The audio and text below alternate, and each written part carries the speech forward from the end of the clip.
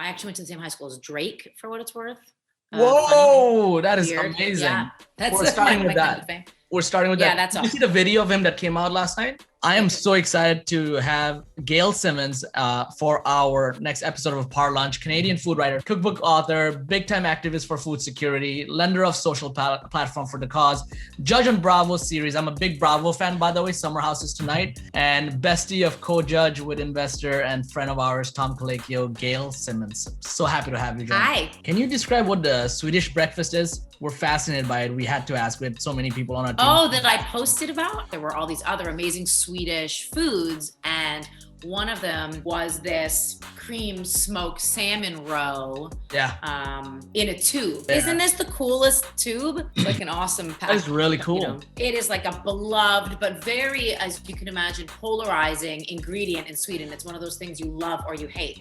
So I talked to some Swedish friends and saw and asked them how they ate it. Generally, what they do is they take a piece of toast, they slice a hard-boiled egg and put hard-boiled egg slices across the toast, and then they pipe this smoked salmon roe on top of it. And really, it's not that different than like, you know, eggs and smoked salmon on toast that, you know, you would eat at like a local deli or like a Jewish deli that I grew up with. The flavors are actually quite common, but the way it looks is kind of amazing. I love learning about breakfast in every country in the world. What did you grow up eating? I grew up eating every morning. I grew up eating, this is the same dish, but you always eat eggs and you eat paratha. Paratha is like a different version of naan. And if I'm mansplaining, please shut me up right now. But no, that's not mansplaining. That's cultural splaining, and that's legitimate. But I do know what paratha is, so I appreciate it. So paratha and eggs, favorite thing in the world, and very salty. The eggs are super salty. Yeah, that sounds great. I don't know why you wouldn't have. Yeah, I don't know why you wouldn't have salty breakfast. I feel like it's a necessity. It has to be part of your breakfast. Extra salt. I agree, but I think in America, they're like people tend towards sweetness in general. Yeah. But at breakfast, you know, things like waffles and pancakes and French toast and all of those things, and even cereal is so sweet. You know, being in the industry we're in the restaurant industry. 100,000 restaurants have closed in the last year alone in the US out of 600,000 restaurants. What's your reaction? How does it make you feel? I'm playing hopscotch between anger and just sad, because it's just most of them are SMB one-offs, immigrant restaurants or chef-owned restaurant, fine dining restaurant.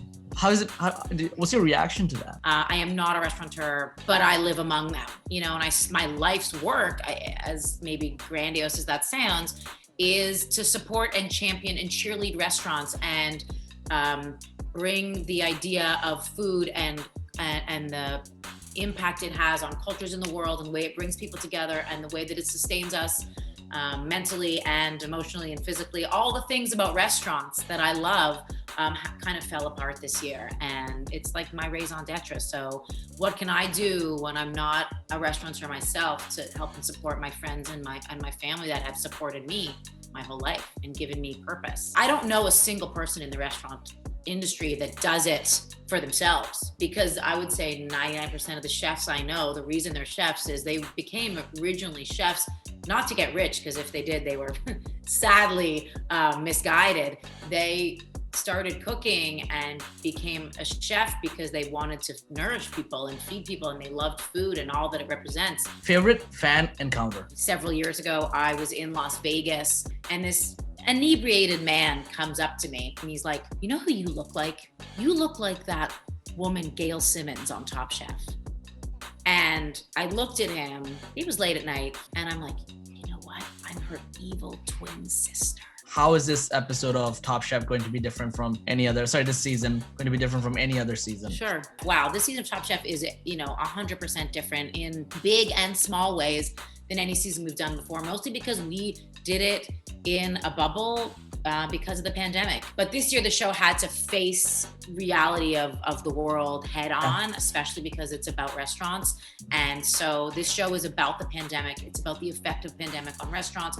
It's about issues of race and gender and diversity in this country. It's also about the environment. Our viewers come to Top Chef to see, which is great food, talented people, and incredible stories. And I think this year our cast past, our chef testants are more interesting, diverse. Just as humans, they raise the bar. It's an honor to connect with you for a couple of minutes over lunch, and it's an honor to get to know you and know that you know of our existence. I got some food as well, but I'm also Yeah, we didn't even eat lunch together. So happy to have chatted with you. Thank you so much for your time. I know how busy you are. You're the best. It's a pleasure.